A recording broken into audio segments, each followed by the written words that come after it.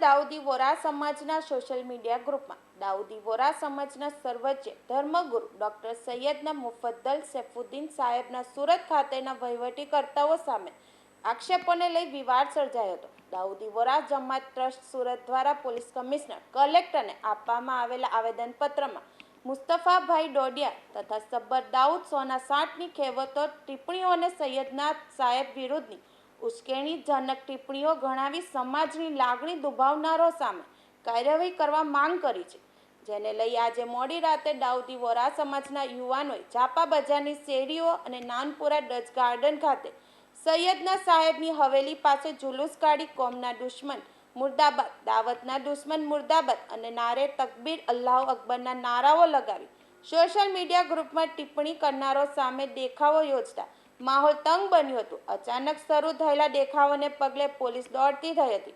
આ બનાવ અંગે વોરા સમાજના કેટલાક લોકો દ્વારા જે આક્ષેપો કરવામાં આવ્યા હતા તે બાબતે અશરફભાઈ બાદશાહે આજે ચેનલ સુરત સાથે વિશેષ વાત કરી હતી. મારું નામ અશરફ મોહમ્મદભાઈ બાદશાહ, રહેવાનું સલાબતપુરા, માછીવાર પાસે, જીમના સામે, ગ્રીન પાર્ક એપાર્ટમેન્ટ. અમારા સમાજના અંદર અમારા સમાજના તરફથી અમને લોકોને અમે જે છે 7-8 ઉમેદવારો છે એને અમને આરોપી બનાવેલા છે કે આ લોકો અમારા સમાજના વિરુદ્ધ કામકાજ કરી રહ્યા છે, બાબા સાહેબના વિરુદ્ધ બોલે છે. પણ એવું કંઈ આમાં મેટર અમે કોઈ બાબા સાહેબના વિરુદ્ધ નથી બોલા, પણ અમે જે કાયદેસર કામ કરી રહ્યા છે કબ્રસ્તાનના ઉપર કે આ લોકો અમારું કબ્રસ્તાન પચાવી જવા માંગે છે. એના અંદર બેગમવાડી કબ્રસ્તાન, સુભાન બાદશાહની વાડી કબ્રસ્તાન એ લોકોમાં દફનવિધિ બંધ કરી અને ત્યાં કન્સ્ટ્રક્શન કામ ચાલી રહ્યા છે. સુભાન બાદશાહની વાડીના અંદર રસોડું બનાવેલું છે, અલ્લાહ નેકી આપે તમને કોમ્યુનિટી હોલ છે, બહાર સેફી બિલ્ડિંગ છે. આવી રીતના એ લોકો બકરા કાપે છે.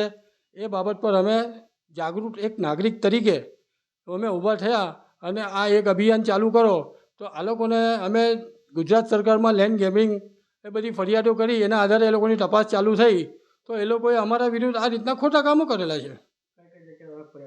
અમે ફરિયાદના અંદર પોલીસ કમિશનર સાહેબને ફરિયાદ આપેલી છે, સલાબતપુરામાં ફરિયાદ આપેલી છે, કલેક્ટર સાહેબશ્રીને ફરિયાદ આપેલી છે, મ્યુનિસિપલ કમિશનરને ફરિયાદ, ચેરિટેબલ ટ્રસ્ટમાં ફરિયાદ આપેલી છે, લેન્ડ ગેમ્બિંગ ફરિયાદ કરેલી છે. જે બી ખાતામાં લગતા વલગતા છે ત્યાં અમે બધી જ જગ્યા પર ફરિયાદ કરેલી છે. આગળ અમારે જેમ નિકાલ જે અમારા હજુ જવાબ નથી આવ્યા કે સંપૂર્ણ રીતે તમારે આમાં હજુ ખારિજ કરવામાં નથી આવી અમારી અરજીઓ, એની તપાસ ચાલુ છે. અગર જો તપાસ નહીં ચાલતો હોય તો અમે સુપ્રીમ કોર્ટ સુધી લડવા તૈયાર છે.